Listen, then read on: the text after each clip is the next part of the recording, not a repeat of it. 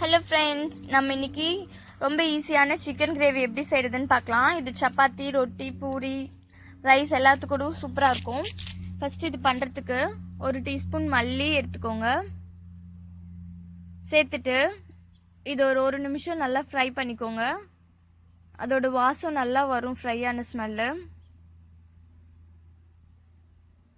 Fry பண்ணதுக்கப்புறம் நான் இங்கே 6 காஞ்ச மிளகாய் எடுத்திருக்கேன். உங்கள் காரத்துக்கு ஏற்ற மாதிரி நீங்கள் எடுத்துக்கோங்க. அப்புறம் 1/4 கப் முந்திரி பருப்பு எடுத்திருக்கேன். உங்களுக்கு முந்திரி பருப்பு இல்லைன்னா தேங்காய் கூட சேர்த்துக்கலாம். ஏன்னா நம்ம இது வந்துட்டு குழம்பு திக்னஸ்க்காக தான் சேர்த்துக்கிறோம். இந்த மாதிரி ஃப்ரை ஆனதுக்கப்புறம் இதை நல்லா நம்ம பவுட்ரு பண்ணி வச்சுக்கோங்க. இப்போ இதில் நான் 2 தக்காளி சேர்த்துக்கிறேன். அது இந்த மாதிரி பேஸ்ட்டாக அரைச்சி வச்சுக்கோங்க. இப்போ ஒரு பாத்திரத்தில் 2 டேபிள் ஸ்பூன் எண்ணெய் எடுத்துக்கோங்க. எண்ணெய் சூடானதுக்கப்புறம் ஒரு பிரியாணி இலை, ஒரு பட்டை, 1 டீஸ்பூன் ஜீரகம் சேர்த்துட்டு இது நல்லா வதக்கிக்கோங்க.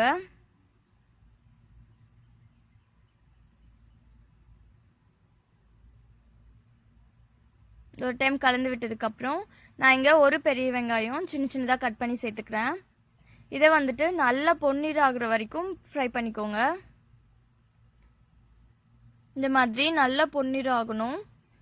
இந்த ஸ்டேஜில் 1 டீஸ்பூன் இஞ்சி பூண்டு விழுது சேர்த்துக்கிறேன். சேர்த்துட்டு இதனோட பச்சை வாசனை போகிற வரைக்கும் வதக்கிக்கோங்க.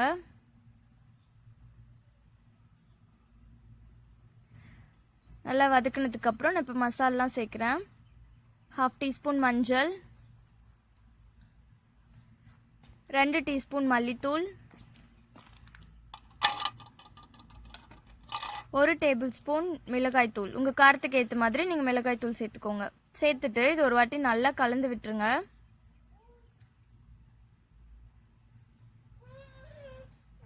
இந்த மாதிரி நல்லா கலந்ததுக்கப்புறம் நான் கொஞ்சமாக தண்ணி சேர்த்துக்கிறேன். ரொம்ப சேர்த்துற வேண்டாம், ஒரு 2 டேபிள் ஸ்பூன் அளவுக்கு சேர்த்துட்டு எண்ணெய் பிரிஞ்சு வர வரைக்கும் கலந்து விட்டுட்டே இருங்க.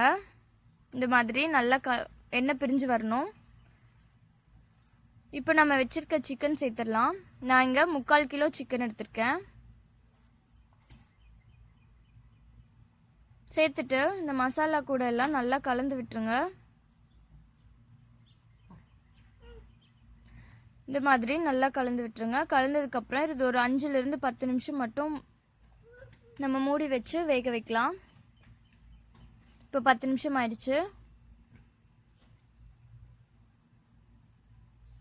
இது ஒரு டைம் மறுபடியும் கலந்து விட்டுருங்க, அடி பிடிச்சிடாமல் இருக்கிறதுக்காக.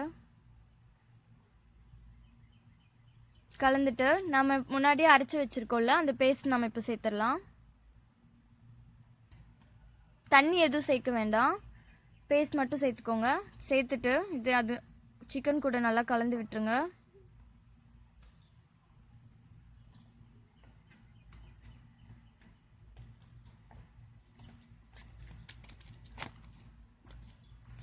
இப்போ குழம்புக்கு தேவையான உப்பு நான் சேர்த்துக்கிறேன்.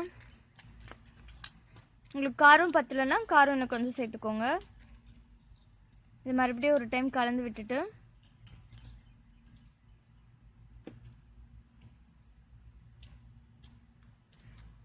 இது மறுபடியும் வந்துட்டு அதோட எண்ணெய் பிரிஞ்சு வர வரைக்கும் வேக வைக்கணும். இப்போ பாருங்க, அங்கே லைட்டாக எண்ணெய் பிரிஞ்சு வந்தது உங்களுக்கு தெரியும்.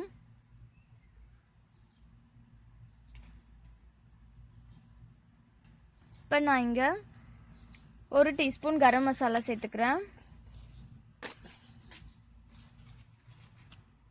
2 பச்சை மிளகாய் சேர்த்துட்டு இந்த ஒரு வாட்டி கலந்து விட்டுருங்க.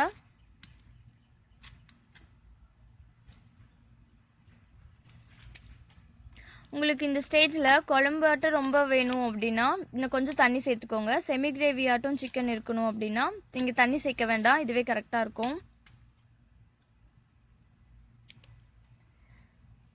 இப்போது ஒரு 15 நிமிஷத்துக்கு மறுபடியும் வந்துட்டு வேக வைக்கணும். இப்போ 15 நிமிஷம் ஆயிடுச்சு.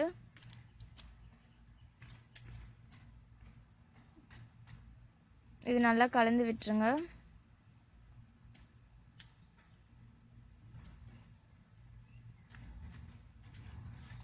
இப்போ நான் இங்கே கஸ்தூரி மேத்தி சேர்த்திக்கிறேன்.